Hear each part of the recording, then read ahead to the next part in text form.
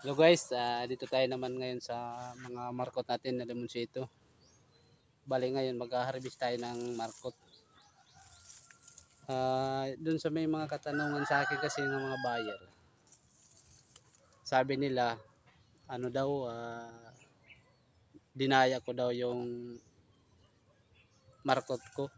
Kasi bakit daw balit pa lang may bunga na. Ayan, ipapaliwanag ko sa inyo, no. Ito, minarkot ko to. Kita nyo naman, grabe yung bunga. Saka ipapakita ko sa inyo yung minarkot ko. Hindi po to dinaya, hindi po to inedit. Ayan. Sa mga buyer ko nga wala pang alam. Ayan. Makikita yun yung mga ugat. Guys, ayan. Nakaikot na yan sa puno. Di ba?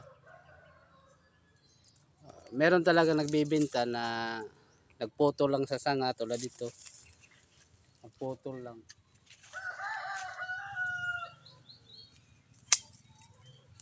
Tulad nito may bunga. Inusok lang doon sa plastic. Kaya marami di maiwasan na siyempre ako nakakaintindi ako kaya meron talaga ng dadaya. Sa amin legit po, hindi po tulad ng inuusok lang. Dating sa bahay nyo, namamatay. Ito ayan po, makikita nyo naman. Ayan yung mga ugat. Ayan. Yes, di ba? Ang dami. Legit po tayo. Ito pa yung iba, di ba? Ayan. Ayan.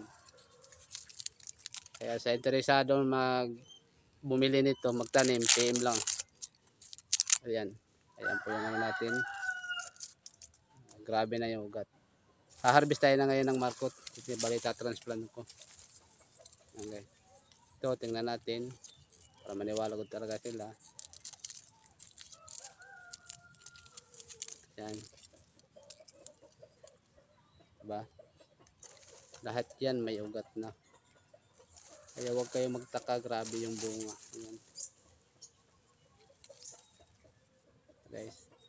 Ayan. Sana maliwanagan na kayo yung nag-comment sa akin dun sa Bayansil. Ayan po. Visit po tayo, ma'am. Kita nyo naman yung bunga. Ayan. Maraming salamat po. Okay. Sa Balaya ngayon, mag-harvest tayo.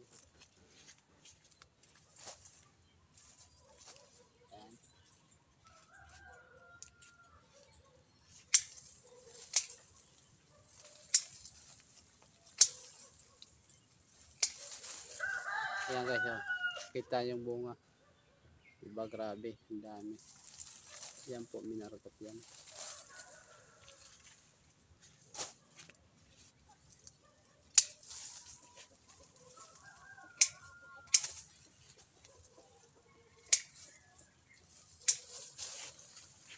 Ayan guys.